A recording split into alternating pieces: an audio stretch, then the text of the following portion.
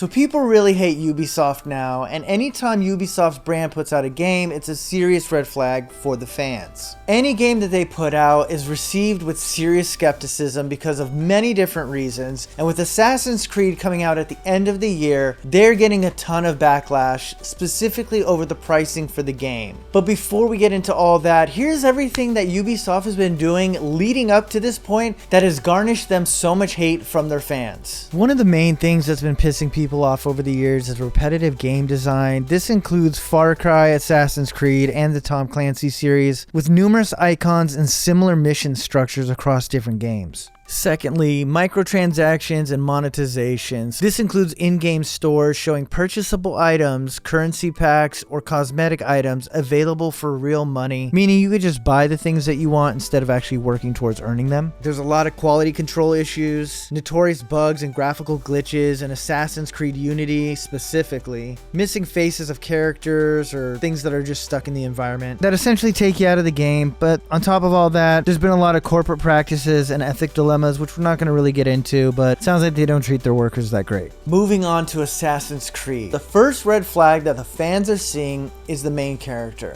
A lot of people are apparently really pissed off about the historical accuracy of the character. Though that's not something that I care about as much personally, it has gotten a lot of fans upset, and that is the first red flag for the new Assassin's Creed. But that's not what this video is really truly about. But what's really got Ubisoft's fans pissed off is their pricing practices. This company is more evil than a Chinese fox. And if you don't already know, the fox is depicted as a shape-shifting creature in Chinese mythology. It also has mythological powers, making Ubisoft the Chinese fox of the gaming industry, because of how they're always manipulating and swindling the buyer out of more money. Here's what I'm talking about. So here's how the BS starts off with the pricing options, since there's an exclusive mission that comes with a $70 option. The mission is called Thrown to the Dogs, and in order to get it, you have to pre-order the game. Also, they haven't even shown you the gameplay yet for what you're paying for, but they want you to pre-order it. This is a massive stinking red flag for any gamer. Next, we have the gold edition, and the issue with this option also has to do with the standard edition. So this one's $109, which is $40 over the standard edition, but you get a season pass, which is almost useless in a single player game, because all they're really giving you is an extra mission to play on top of the other extra mission you're already paying for. So it sounds like you're getting an upgrade, but really it's not. It's just 2 extra missions. Also, this next bonus that comes with it, the 3-day early access, which also has to do with the standard edition, which basically gives you access to play the game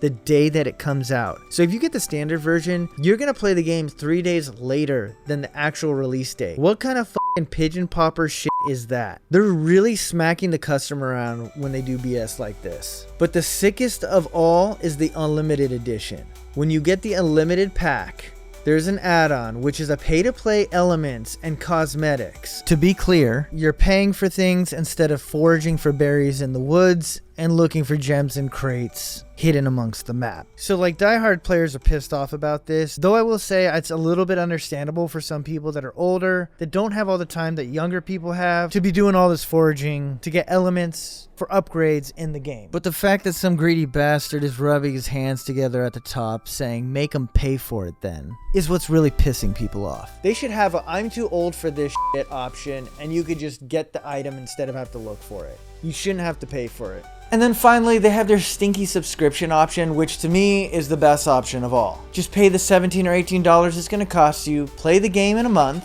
and I'm willing to bet you those extra missions will be available for you to download at a lower price in a few months. Or you could just go with the one option that Ubisoft never advertises and really stick it to them and just torrent it. But what do you guys think?